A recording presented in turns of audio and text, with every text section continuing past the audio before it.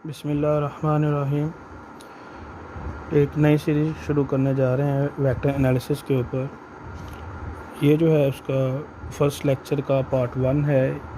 ये कोर्स जो है वो BSc engineering, BS physics, BS mathematics और एडीपी के स्टूडेंट्स के लिए है। तो हम बग़ैर वक्त ज़ाया किए हुए शुरू करते हैं फ़िज़िकल क्वांटिटी से। फ़िज़िकल क्वांटिटी को हम दो हिस्सों के अंदर डिवाइड करते हैं। एक को हम स्केलर्स कहते हैं और दूसरे को वेक्टर्स कहते हैं। स्केलर क्या है? स्केलर को हमने डिफ़ाइन किया है फिज़िकल और mathematical quantity which is specified by only magnitude, length और नॉर्म। ये नॉर्म जो है ये फंक्शनल एनालिसिस वाला ही है जो आपने पढ़ा हुआ है, उसको हम कहते हैं स्केलर क्वांटिटी। उसकी एग्जांपल्स जो हैं हमारे पास मास, डिस्टेंस एंड एट्सेट्रा। सेकंड जो हमारा मेन टॉपिक है जिसके ऊपर हमने गुफ्तगू करनी है वो है वेक्टर। वेक्टर को हम डिफ़ाइन करते हैं मैथमेटिकल और physical quantity which is specified by magnitude, direction and also obeys law of parallelogram or sometime law of decomposition। यहाँ पर मैथमेटिकल क्वांटिटी या फिज़िकल क्वांटिटी का वर्ड यूज़ किया जा रहा है तो इससे कंफ्यूज नहीं होना, क्योंकि जब हम वेक्टर्स को स्टडी करते हैं मैकेनिक्स के अंदर या टेंसर्स के अंदर तो उसके अंदर हमारा जो वास्ता पड़ता है वो फिज़िकल क्वांटिटी से होता है। लेकिन हम उन फिज़िकल क्वांटिटीज़ को, प्रॉब्लम्स को जब सॉल्व करते हैं तो हमें मैथमेटिक्स का सहारा लेना पड़ता है, तो हमें मैथमेटिकल क्वांटिटीज़ यूज़ करनी पड़ती हैं। तो आज तक जो आपने डेफिनेशन पढ़ी है वो वेक्टर की इनकम्प्लीट थी। ये वेक्टर की प्रॉपर डेफिनेशन और मॉडर्न डेफिनेशन है। आपने जो अब तक डेफिनेशन पढ़ी है वो है a quantity which is specified by both magnitude and direction। लेकिन उस डेफिनेशन के अंदर इस चीज़ का इजाफा नहीं होता है and it obeys the law of parallelogram. और यहाँ पर जो है वो कुछ चीज़ों के अंदर कन्फ्यूज़न भी है। हमारा असल में मेन टॉपिक जो है वो वेक्टर की डेफिनेशन को अच्छे तरीके से समझना है। तो यहाँ पर जो वर्ड्स हैं, एक है मैग्नीट्यूड, सेकंड है डायरेक्शन और थर्ड है लॉ ऑफ पैरेललोग्राम या लॉ ऑफ डिकम्पोजिशन। तो मैग्नीट्यूड का तो आपको पता है कि किसी भी वेक्टर की जो लेंथ होती है, इनके अगर हम वेक्टर को एक एरो के साथ रिप्रेजेंट करते हैं, फ़र्ज़ करें ये हमारे पास वेक्टर ए है। वेक्टर ए जो है इसकी जो लेंथ होगी, यानी कि इसके जहाँ से वेक्टर शुरू होता है इसको हम कहते हैं टेल, जहाँ पर ये ख़त्म होता है इसको हम कहते हैं हेड। टेल से हेड तक का जो डिस्टेंस होता है उसको हम कहते हैं ये उसकी मैग्नीट्यूड है या उसकी लेंथ है।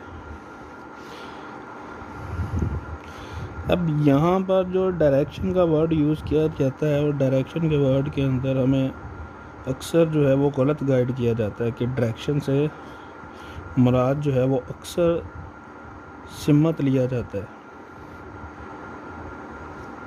जो कि गलत है।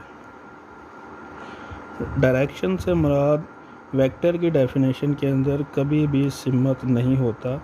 डायरेक्शन से मुराद वेक्टर की डेफिनेशन के अंदर हमेशा जो वर्ड यूज़ किया जाता है वो होता है जी कि इसका एंगल क्या है। एंगल को प्रिसाइज करके वर्ड डायरेक्शन यूज़ किया गया है। ये नेक्स्ट जब हम लॉ ऑफ डिकम्पोजिशन और लॉ ऑफ पैरेललोग्राम पढ़ेंगे तो आपको इसकी समझ आ जाएगी जब हम एग्जांपल्स करेंगे। तो हमें जो चीज़ समझाई जाती है वो होती है सेंस। सेंस को मैथमेटिक्स के अंदर सिमत के मायने में लिया जाता है कि जब भी हम लफ्ज़ सेंस बोलेंगे तो उससे मुराद सिमत होगा। जैसे हम न्यूटन्स थर्ड लॉ के अंदर कहते हैं action and reaction are same in magnitude but opposite in sense. इसका मतलब होता है कि एक्शन और रिएक्शन जो है वो सेम मैग्नीट्यूड के होते हैं, लेकिन उनकी जो सिमतें हैं वो मुखालिफ होती हैं। वहाँ पर हम ऑपोजिट इन डायरेक्शन का वर्ड यूज़ नहीं करते, क्योंकि उसके अंदर एंगल जो होते हैं वो डिफरेंट होते हैं, इस वजह से हम वहाँ पर डायरेक्शन का वर्ड जो है वो यूज़ नहीं करते। तो ये बात याद रखनी है कि जब भी लफ्ज़ डायरेक्शन का बोला जाएगा वेक्टर के अंदर, तो उससे मुराद वेक्टर्स का बनने वाला जो एंगल है, जो कि किसी भी रेफरेंस पॉइंट के साथ बन रहा होगा, रेफरेंस लाइन के साथ बन रहा होगा, तो वो उसकी डायरेक्शन होगी। थर्ड जो है, it obeys the law of parallelogram.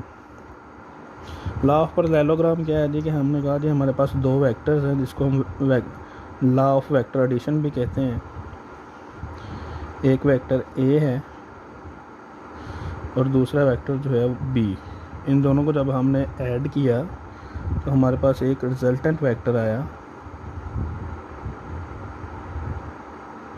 ये हमारे पास जो है ये रिजल्टेंट वेक्टर है। और तो ये दो वेक्टर्स जो हैं ये मिलकर हमें पैरेललोग्राम देंगे। कैसे? अगर हमें बी वेक्टर के पैरेलल एक वेक्टर ड्रा करूं और ए के पैरेलल एक वेक्टर ड्रा करूं, तो ये हमारे पास जो शेप बनेगी ये गालबन पैरेललोग्राम की बनती है। तो अब इसकी कंडीशन यहाँ पर क्यों लगाई गई, इसको समझने के लिए मैं एक मिसाल देता हूँ आपको।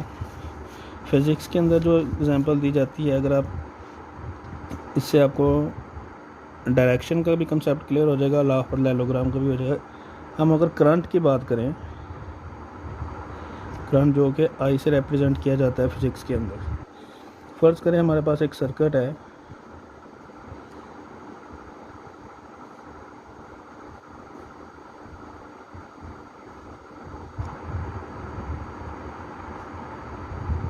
ये कन्वेंशनल करंट।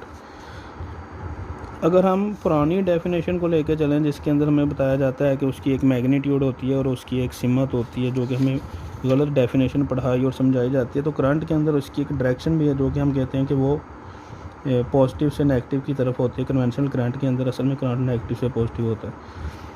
तो इसकी मैग्नीट्यूड भी होती है कि ये 2 एम्पेयर करंट है और इसकी डायरेक्शन जो है वो पॉजिटिव से नेगेटिव की तरफ है।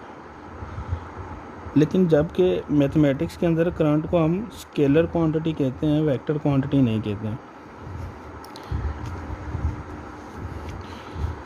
उसकी दो वजूहात यही हैं जो मैंने आपको बताई हैं, कि डायरेक्शन का मतलब असल में एंगल होता है, और यहाँ पर करंट के अंदर कोई भी एंगल नहीं बन रहा है। और लॉ ऑफ पैरेललोग्राम क्या है कि हमारे पास ये जो करंट बन रहा है ये डीकम्पोज हो, यानी कि along the X axis I X and along the Y axis I Y. जबकि हम जानते हैं कि फ़िज़िक्स के अंदर करंट कभी भी जो है वो अलोंग दी एक्स एक्सिस और वाई एक्सिस अपने पार्ट्स के अंदर रिजॉल्व नहीं होता, जिसको हम एक्स कंपोनेंट और वाई कंपोनेंट कहते हैं। यही इस का मतलब है जो कि लॉ ऑफ पैरेललोग्राम या लॉ ऑफ डीकम्पोजिशन को ओबे करता है। तो ये चीज़ें जो हैं वो याद रखनी हैं, क्योंकि जब हम करंट की एग्जांपल लेंगे, इसी तरीके से और भी बहुत सारी एग्जांपल है। जैसे मैस है, हम कहते हैं कि एक चीज़ के साथ जो मैस है वो लटक रहा है 5 किलोग्राम, तो इसकी तो डायरेक्शन आ जाएगी कि मैस जो है वो नीचे को लटक रहा है, इसके ऊपर एक फोर्स लग रही है जिसको हम टेंशन कहते हैं, जो कि एक वेक्टर क्वांटिटी होती है। तो इस चीज़ को आपने मद्देनज़र रखना है कि हमारे पास जो वेक्टर की डेफिनेशन है उसके अंदर 3 चीज़ों का होना ज़रूरी है। एक मैग्नीट्यूड, दूसरा डायरेक्शन। डायरेक्शन से मतलब है ये उसका एंगल होना चाहिए। अब तक हमने जितनी भी आगे हमने चीज़ें पढ़नी हैं, डायरेक्शन से मुराद उसका हमेशा एंगल ही होगा, ना कि सिमत। सिमत जो है वो मैथमेटिक्स के अंदर सेंस का वर्ड यूज़ किया जाता है सिमत के लिए, डायरेक्शन का वर्ड जो है वो एंगल के लिए यूज़ किया जाता है। और तीसरी चीज़ जो है वो हमारे पास वो ओबे करना चाहिए लॉ ऑफ पैरेललोग्राम को या लॉ ऑफ डीकम्पोजिशन को। लॉ ऑफ डीकम्पोजिशन से मुराद आपको बता दिया है कि उसके दो कंपोनेंट्स जो होते हैं, एक्स कंपोनेंट और वाई कंपोनेंट। इसके अंदर वो चीज़ अगर रिजॉल्व होती है तो हम कहेंगे कि दिस क्वांटिटी जो है वो हमारे पास वेक्टर है। अगर वो इसके अंदर इन चीज़ों को बेयर नहीं करती तो हम कहेंगे कि ये स्केलर क्वांटिटी है। एग्जांपल आपको इसके अंदर मैंने करंट की दी थी कि करंट के अंदर मैग्नीट्यूड भी होती है और जो हमें डायरेक्शन का वर्ड सिमत पढ़ाया जाता है वो भी होती है कि पॉजिटिव से नेगेटिव। लेकिन असल में डायरेक्शन जो है वो सेंस के मैना में हम यूज़ करते हैं, जबकि डायरेक्शन जो है वो एंगल के मीनिंग के अंदर यूज़ होता है, क्योंकि उसका एंगल होना चाहिए। जबकि करंट जो है वो कोई भी एंगल नहीं बनाता और ना ही वो अपने एक्स कंपोनेंट और वाई कंपोनेंट के अंदर रिजॉल्व होता है। इस वजह से करंट को हम स्केलर क्वांटिटी कहते हैं, वेक्टर क्वांटिटी नहीं कहते। तो ये आज का हमारा जो था ये लेक्चर 1 था, उसका पार्ट 1। नेक्स्ट वीडियो के अंदर हम वेक्टर की रिप्रेजेंटेशन ज्योमेट्रिकली, एनालिटिकली और इसकी कुछ टाइप्स के बारे में डिस्कस करेंगे। तो आज के लिए जो है वो सिर्फ इतना ही। Thank you.